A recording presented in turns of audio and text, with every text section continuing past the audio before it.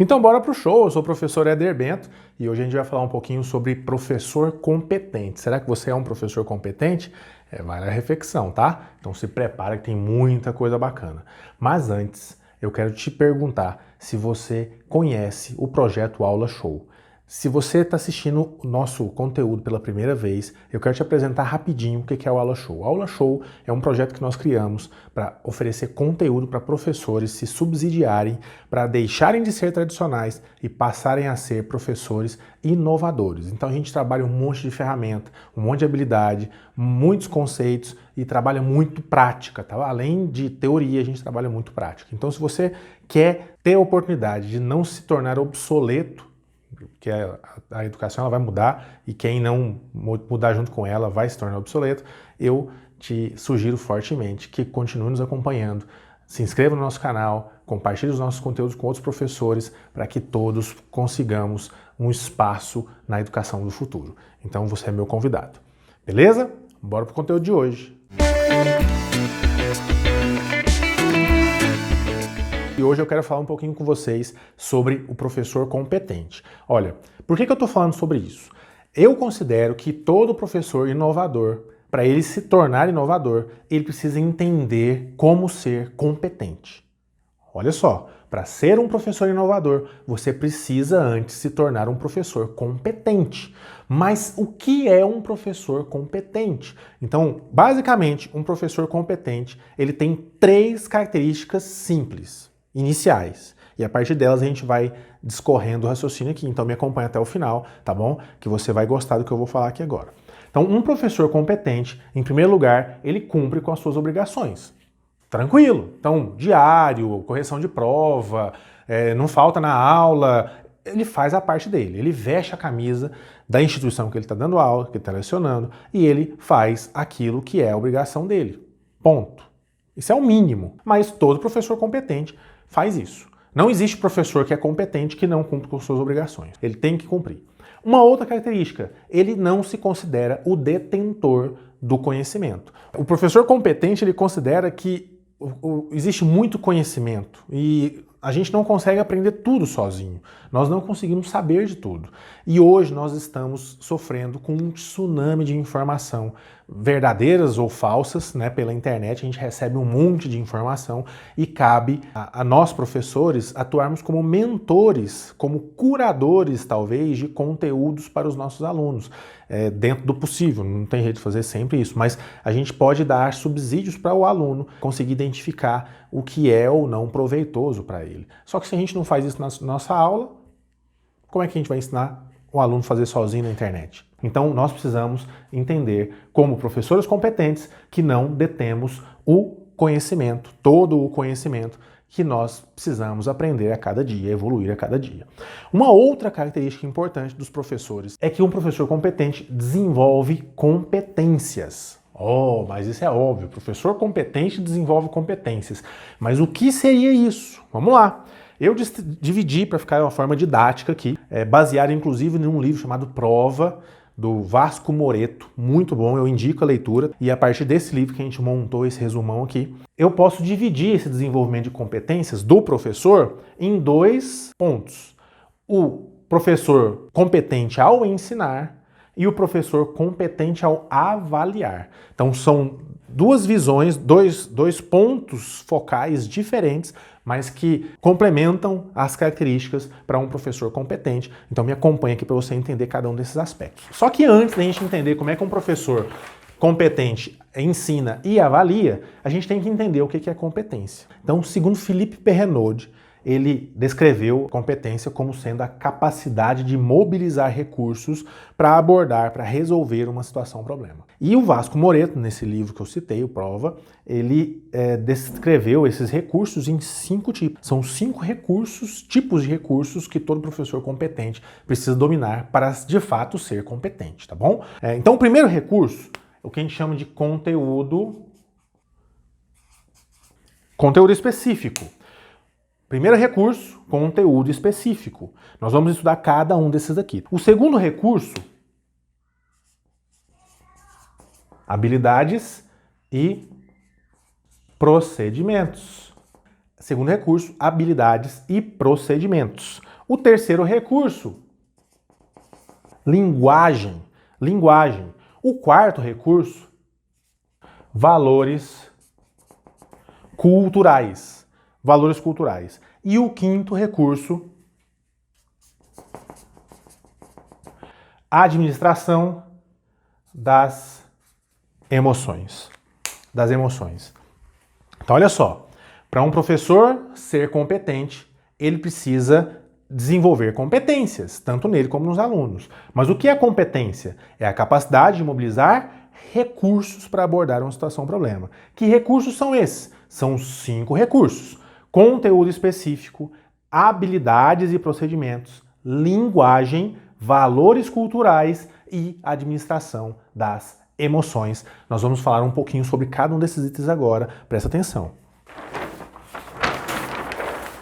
Então, conteúdos específicos, que é o primeiro tipo, né, de recursos, os conteúdos específicos eles precisam ser relevantes. Todo professor competente considera conteúdos específicos como relevantes, os relevantes. E como é que você faz um conteúdo relevante? O conteúdo relevante ele precisa, primeiro, partir de uma situação complexa.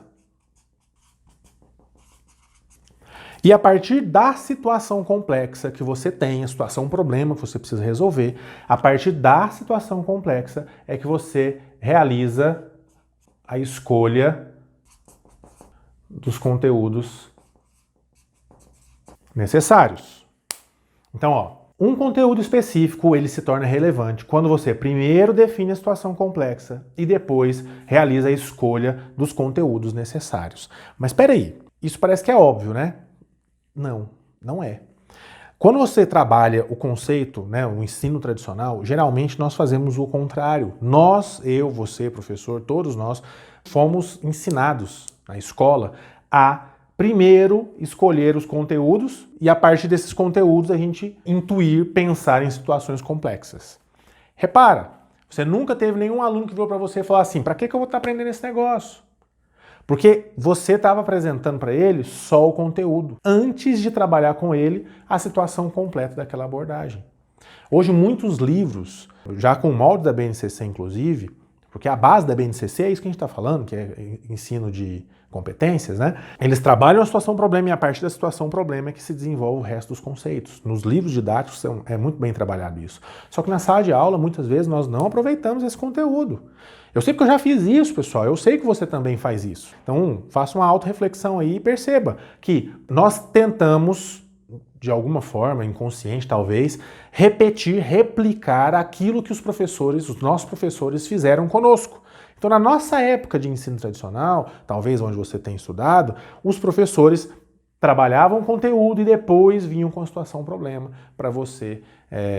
Isso não faz sentido, não é intuitivo. Portanto, o conteúdo ele não se torna relevante. Agora, a partir do momento que você pega um conceito, trabalha uma situação complexa e a partir daquela situação complexa, daquele problema, você apresenta conteúdos para resolver aquele problema, aquilo se torna relevante para o aluno. Então, isso são conteúdos específicos. Esse é o recurso que todo professor competente precisa trabalhar. Conteúdo, tem que trabalhar conteúdo, tá bom? Só que de uma forma diferente do que é o usual.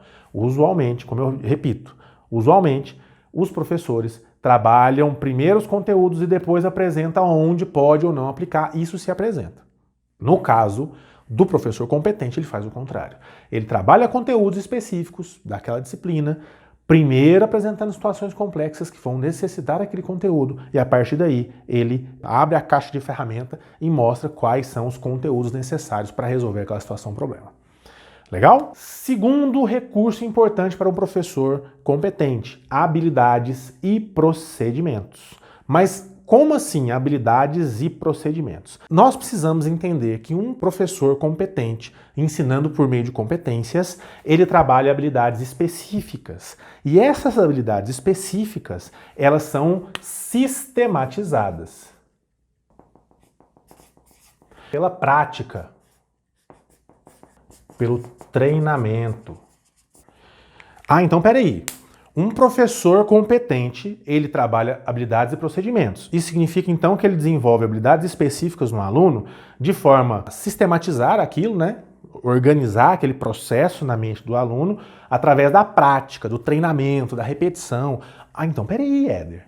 Você está falando que algo que o ensino tradicional fazia muito bem, que é sistematizar, é colocar passo a passo, é fazer talvez de forma obtida pela repetição, treinar muito, fazer muito exercício. Isso é importante para um professor competente? É. Quem disse que decorar tabuada não ajuda? Eu não sei quem inventou isso, que falou assim, não, você não precisa que o aluno decore a tabuada. Peraí, gente. O seu foco não é que ele decore a tabuada, mas isso é uma consequência da sistematização. Isso é uma consequência da prática, isso é uma consequência do treinamento. O aluno saber propriedades de algum tipo de material, sei lá, propriedades da matéria, de cor. Não quer dizer que você precisa que ele saiba de cor, mas ao estudar de forma sistematizada, prática, ou pelo treinamento, isso acaba interiorizando e gravando na mente do aluno. O foco não é a memorização, mas isso acontece como consequência. Então, habilidades e procedimentos, isso é preponderante sim. Isso é preponderante sim. Aí vem a grande questão. Até aqui o que eu falei vai muito de encontro com alguns conceitos tradicionais que a gente aprendeu quando era aluno, né? E a gente usa hoje como professor. Então a gente sabe que tem que ter conteúdos específicos, nós precisamos trabalhar o conteúdo, não é ficar só fazendo lúdico que não trabalha conceitos, né? Não é isso.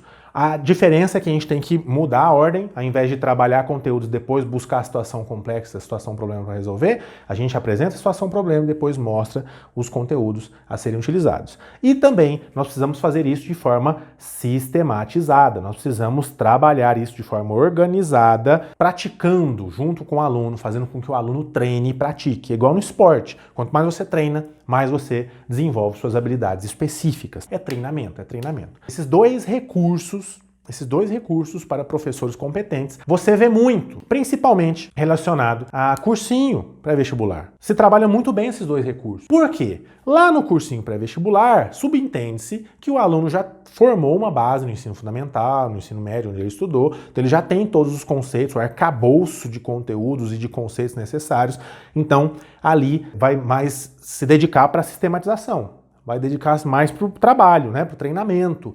Você vai sedimentar, organizar aqueles conhecimentos e fazer com que o aluno se prepare habilidades específicas voltadas, no caso, para fazer uma prova, um Enem, um vestibular que seja. O foco é diferente.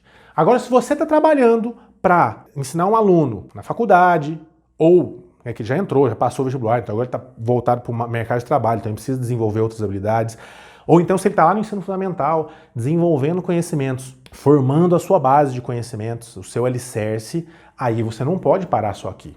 Você não pode considerar só esses dois recursos, porque senão você não vai se tornar um professor competente. Para você conseguir ensinar o aluno de forma competente, você também precisa desenvolver mais 3 recursos. Então, o terceiro recurso a ser trabalhado, a ser organizado e utilizado por um professor competente são as linguagens. A linguagem, ela precisa ser específica para a disciplina que você está trabalhando.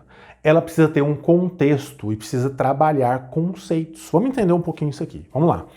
Uma linguagem ela precisa ser específica, por quê? A linguagem ela depende muito do contexto onde ela está sendo aplicada. Vamos usar um exemplo. Peso e massa. Quando você está estudando física lá, quando você está estudando nas ciências, lá no ensino fundamental, a gente trabalha muito esses conceitos, peso e massa. Nós lá sabemos que peso é uma força e massa se refere à quantidade de matéria. A unidade de medida de peso geralmente é dada em newtons e a unidade de medida de massa é dada em quilogramas, gramas, miligramas. O que acontece? No dia a dia, no usual, no senso comum, a gente confunde esses dois conceitos. Nós chamamos de peso o que seria massa. Exemplo. Quando você vai na farmácia e quer descobrir quantos quilogramas você tem, você não vai lá e fala assim, eu vou aferir minha massa na balança. Você fala, eu vou pesar. E olha só, a linguagem aqui, nesse contexto da farmácia, ela já ganhou um outro significado. E você não tem que dizer para o aluno que isso está errado ele usar. Não, está errado, você nunca pode usar. Não, porque tem situações que se ele usar a linguagem correta, ele não vai conseguir se comunicar. Não adianta ele chegar numa farmácia e falar assim, eu gostaria que você aferisse uma quantidade de massa de carne para mim. Ele vai olhar para você e falar assim, massa de carne? Você quer fazer o quê? Quibe? Ele não vai conseguir entender o que você está pedindo. Você tem que chegar e falar assim, pesa 1 quilo de carne para mim, por favor. É o que resolve. Agora, o aluno, apesar de se adaptar ao contexto daquela linguagem, ele consegue identificar a diferença. Apesar de eu utilizar peso lá no açougue, eu sei que, na verdade, o que eu estou pedindo para ele medir ali, aferir, é o que é a massa, não é o peso. Então, é importante entender esse conceito. A partir do momento que você usa a linguagem correta, mostra o contexto onde você pode usar a mesma linguagem com conotação diferente, você trabalha conceitos. E esses conceitos são extremamente duradouros. Não sei se você sabe, mas o meu pai é professor de matemática, física, química, então eu cresci vendo meu pai dando aula. Então eu gostei muito de dar aula justamente por vê-lo dar aula. Eu lembro muito bem dele trabalhar muito esses conceitos, utilizar muita linguagem e comparar a linguagem formal com a linguagem científica, com a linguagem usual, o senso comum. Então ele fazia muito bem isso, sabe? Muito bem isso em vários aspectos que ele lecionava. Isso me ajudou, apesar de em alguns momentos a gente ter dificuldade, mas me ajudou enquanto estudante a entender alguns outros conceitos. Consegui evoluir melhor quando eu prestava atenção nas linguagens, na linguagem. Então às vezes você vai trabalhar prefixo com o seu aluno, e aí vai trabalhar lá átomo, o átomo, por que chama átomo? O A significa não, o tomo significa divisível, então átomo significa indivisível, não divisível. E aí você trabalha esse conceito a partir da linguagem e demonstra que na verdade isso estava errado, porque o átomo na verdade não é indivisível, tinha partículas menores que eles não conheciam na época. Entende? A linguagem é muito importante.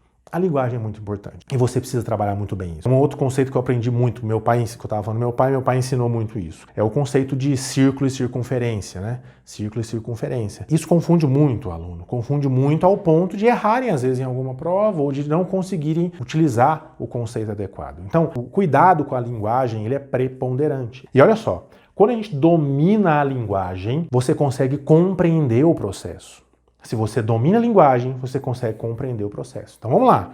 Se você tem um recurso, você pegou o conteúdo específico, esse conteúdo específico você estudou ele de forma sistematizada, com muito trabalho, com muita repetição talvez, né, desenvolvendo a habilidade específica. Agora você toma cuidado com a linguagem. Esse terceiro recurso vai completar as lacunas que às vezes existiam dessa sistematização, lacunas conceituais. Através de contextos específicos, você consegue preencher essas lacunas. E a partir daí você vai desenvolvendo e sedimentando esse conteúdo. A certo ponto que o seu aluno ele se torne competente naquele conceito, naquele conteúdo específico. Vou dar um exemplo para vocês entenderem. Aqui eu tenho uma equação. Então, geralmente, um professor de matemática ele vai ensinar assim. É que eu tenho uma equação 2x menos 4 igual a 12, eu vou resolver ela. Para resolver, então, eu tenho que deixar o x sozinho do lado de cá, aí eu pego esse menos 4 e passo para cá. Ele vai passar menos, passa para cá mais, então vai ficar menos, mais 4. 12 mais 4 dá 16, o 2 está multiplicando o x, passa para cá dividindo. Então, 16 dividido por 2 dá 8, x é igual a 8. Beleza, dá para o aluno entender esse negócio? Talvez não.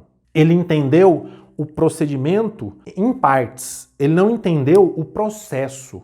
Ele entendeu que ele tem que fazer isso. Ele tem que passar o número para lá, o número para cá, mas ele não entende o que é esse passar o número para lá e o número para cá. Agora, a partir do momento que você trabalha conceitos com a linguagem correta, se você vira e fala assim, gente, quando a gente fala que eu vou pegar esse menos 4 e vou passar para cá, na verdade, eu não estou querendo dizer que eu vou passar o número para lá. É porque igualdade, na verdade, esse símbolo aqui, igualdade, tem a ver, a conotação de igualdade, igualdade, tem a ver com equivalência.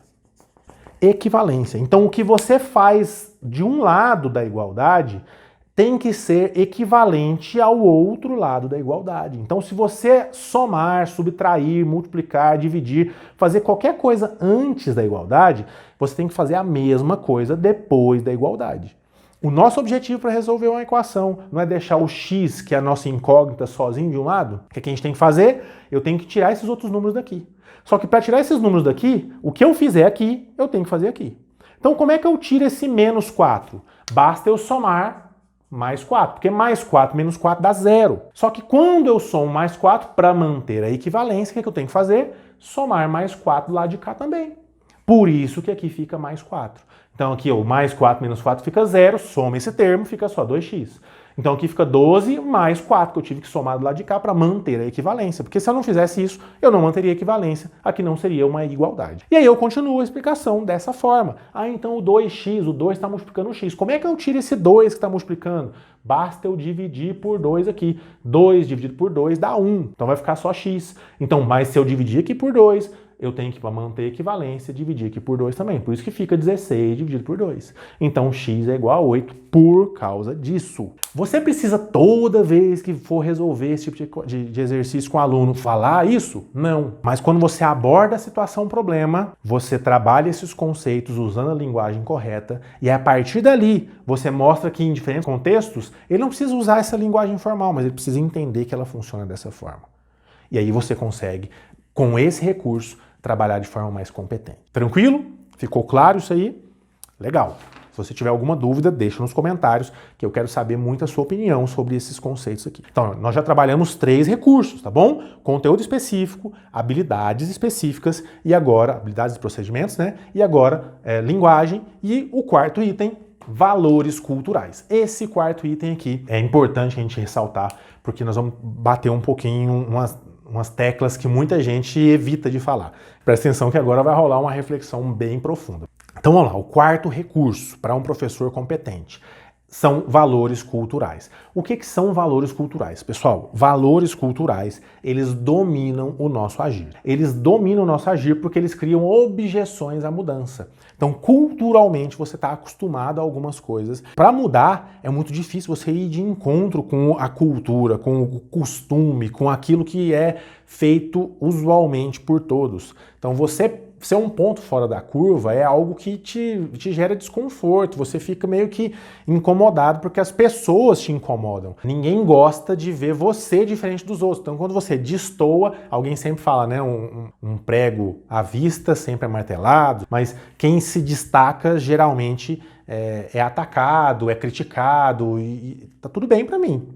Eu não sei para você, mas um professor que é competente, ele não está nem aí com a crítica. Ele tem que entender os valores culturais para justamente ele trabalhar formas de quebrar as objeções para a mudança e mudar, de uma forma que ele consiga agir mediante aquela cultura específica, tá bom? E não ser dominado por aquela cultura, por aqueles valores culturais. Então vamos lá, para ser mais claro, eu vou dar um exemplo. Ó. Culturalmente, qual a melhor forma de avaliar? Culturalmente, a melhor forma de avaliar é uma prova escrita discursiva.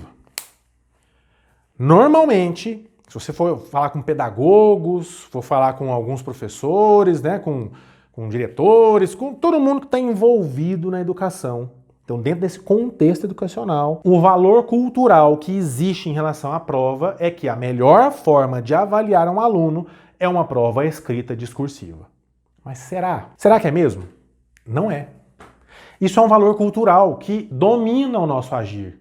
Só que hoje já existem diversos estudos e comprovações de que não necessariamente uma prova escrita discursiva é a melhor, mas também não é a pior. Não estou falando que ela é melhor, é a pior nem nada. Existem outras formas que são tão boas quanto, ou podem ser até melhor, dependendo do contexto que você está trabalhando. Então, isso é um valor cultural que você precisa conhecer, você precisa dominar os valores culturais onde você está inserido, dentro do contexto que você está, para você conseguir quebrar as objeções da mudança e, de fato, mudar. E é exatamente isso que eu tenho feito no nosso canal aqui, nos nossos conteúdos. São vídeos que trabalham essa quebra de objeções à mudança. Então é onde eu apresento, por exemplo, formas de você fazer avaliações à distância, fazer avaliações autocorrigíveis, fazer avaliações objetivas com alto valor didático pedagógico, é você fazer uma atividade diferente utilizando tecnologias, é você utilizar atividades lúdicas de uma forma que elas não sejam sem significado, sem sentido. O que nós estamos trabalhando aqui é justamente desenvolver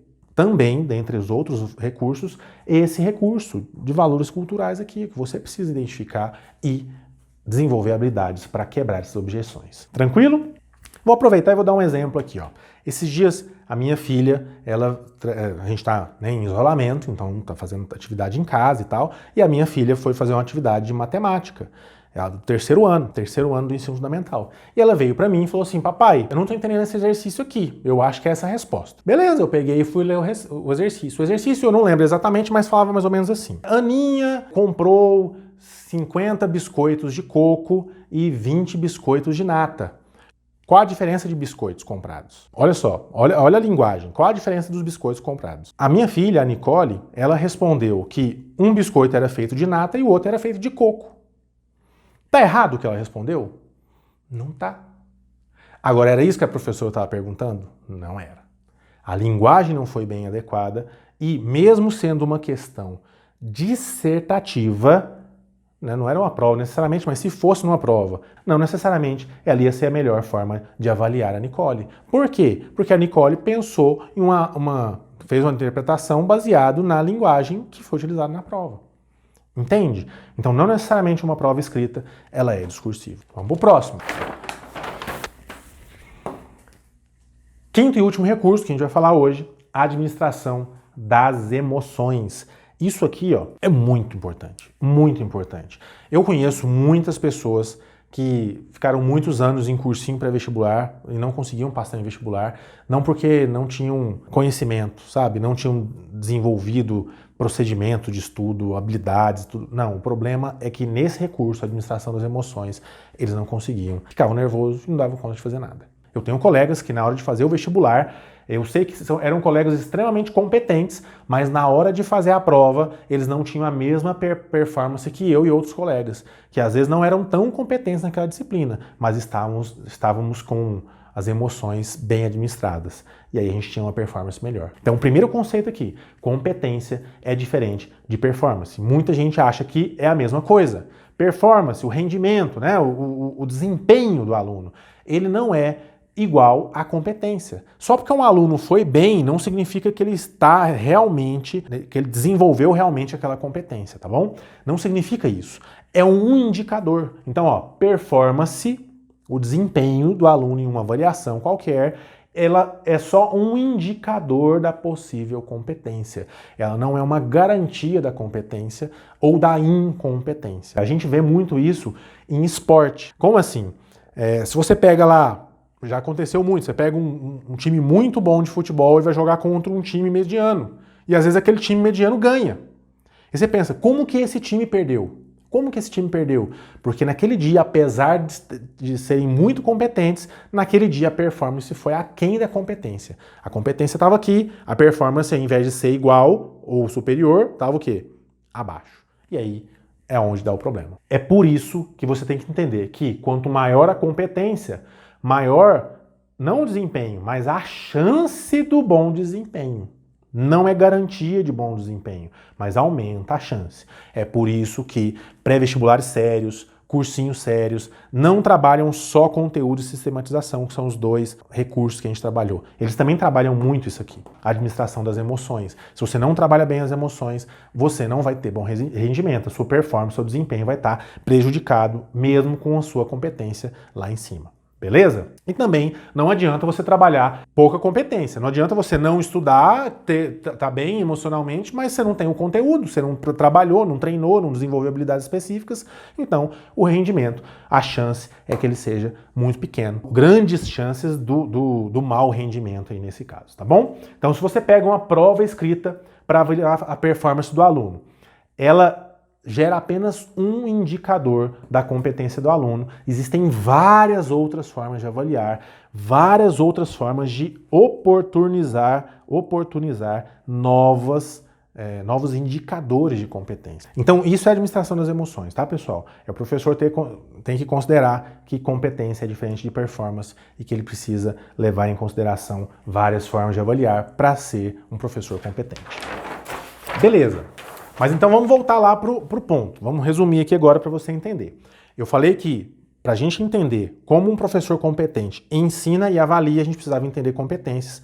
Nós entendemos competências, os 5 recursos para se ter competência, e agora, a partir disso, nós vamos entender como um professor competente ensina. Então, um professor competente, ao ensinar, quando? Primeiro, ele conhece o conteúdo específico da sua disciplina. Então, ele identifica assuntos relevantes e ele estabelece relações de significância, relações significativas para o aluno. Então, ele trabalha muito bem esse recurso aqui. Um professor competente, ao ensinar, ele também tem a habilidade no ensinar, a didática para isso. Então ele sabe administrar uma aula, controla o tempo, controla a disciplina, ele escolhe melhores estratégias para poder contornar isso, para poder reduzir a indisciplina na sala, para poder aumentar o interesse. Ele não fica baseado só naqueles conteúdos maçantes, ele pega aquele conhecimento que ele tem e dá um passo além. Isso é um professor de aula show, sabe? Ele pega outros conteúdos de marketing, conteúdo de redes sociais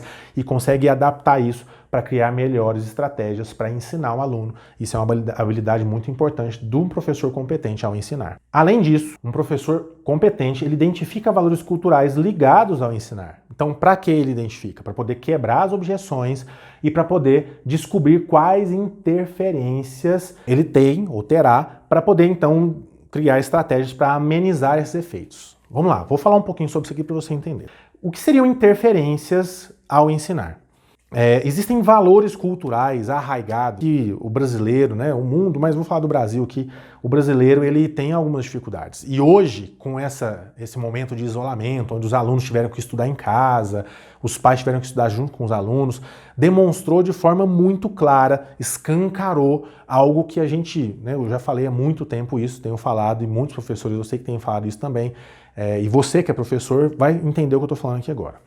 Existe uma cultura no Brasil de terceirização de responsabilidade, em vários aspectos. Nós queremos terceirizar a nossa responsabilidade para o Estado, nós queremos que ele tome nossas decisões, que ele resolva nossos problemas, nós queremos pegar a nossa responsabilidade como pais e muitas vezes transferir a responsabilidade de ensinar os nossos filhos, de educar os nossos filhos para o professor, para a escola. E isso é verdade, você sabe muito bem o que eu estou falando. Então, essa terceirização da responsabilidade, terceirizar a responsabilidade é uma cultura do brasileiro e que nós fazemos muito. E que agora, quando os pais têm que estudar em casa com seus filhos, ficou muito claro o quanto isso acontece. Tem pai nervoso em casa porque agora ele recebeu de volta o peso, a responsabilidade de ensinar os seus filhos, né? Mesmo o professor à distância ensinando, mas ele tem que ter um cuidado mais de perto, mais próximo com o seu filho, e isso acabou que incomodou os pais, né? Então tem muito pai aí nervoso porque tem que estudar com os filhos, e tem muito professor identificando também que na sala de aula ele não estava muito dando uma aula de forma competente, porque gerou insegurança. Tem muito professor que está inseguro para gravar a aula e colocar na internet, porque se fica gravado, mostra os erros, mostra, às vezes, algum defeito que você tem, mostra alguma dificuldade, sei lá. E tem muito professor que está inseguro porque, talvez, naquele dia a dia da sala de aula, ele estava fazendo o mínimo, estava sendo medíocre, sabe? E se você filma isso e coloca na internet, todo mundo vai saber que você não estava sendo um professor competente. Então, a proposta do Aula Show também é justamente essa, né? Mostrar para você como você pode evoluir ao ponto de não ter mais insegurança de gravar uma aula. As pessoas podem ver sua aula e você vai ter segurança do que você está falando. Uma coisa boa para as pessoas, né? Então, quebrar objeções relacionadas à interferência, isso é identificar valores culturais ligados ao ensinar, tá? Um professor competente ao ensinar, ele tem que analisar isso, sabe? Opa, peraí, qual que é a interferência que eu tenho? A interferência que eu tenho é que os pais, eles terceirizam a responsabilidade. Então, um professor que já é competente, ele se preparou para isso. Um professor que já é competente, ele já se preparou para essa terceirização de responsabilidade. Então ele se preparou durante a sua aula e fez uma aula de qualidade. Então mesmo se está presencial, à distância, se está gravando, se não está, ele tem segurança de dar aquela aula.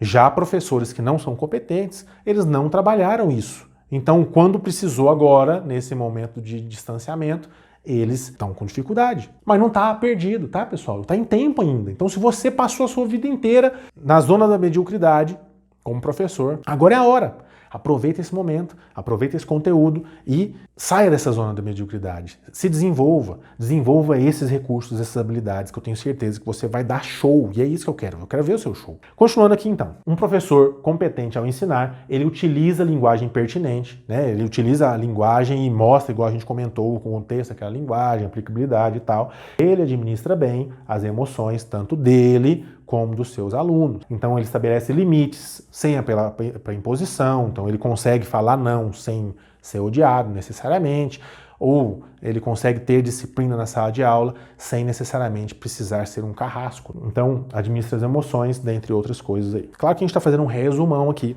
podem ter outros aspectos aí, se você tiver algum outro comentário sobre isso, coloca na descrição, nos comentários e eu quero saber. E professor competente ao avaliar. Nós falamos ao ensinar e agora ao avaliar. Como que um professor competente avalia? Primeiro, ele considera a prova parte especial da aprendizagem. Então, ele conhece os diferentes instrumentos para poder avaliar e ele sabe a melhor forma de utilizá-los. Então, um professor competente, ele tem que estudar diversas formas de avaliação. Então, ele tem que saber como é que avalia com a prova discursiva, ele tem que saber como é que avalia com a prova objetiva.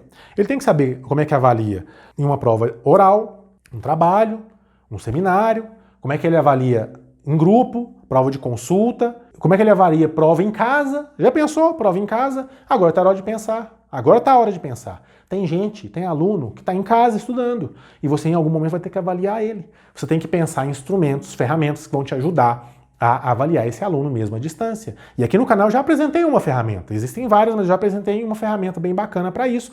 Tem um tutorial falando sobre o Google Forms, que é um jeito de você fazer provas autocorrigíveis, inclusive, à distância, que dá para o aluno fazer com um link. Você manda o link, ele resolve, responde as questões e você consegue corrigir essas provas. Objetiva, discursiva, o jeito que você quiser. Então, vou colocar nos cards ou na descrição, vou colocar o link desse vídeo para você ver, para você aprender, tá? Eu quero te ajudar. Beleza. Segundo item, então, com o professor competente avaliando, elabora bem as questões das provas.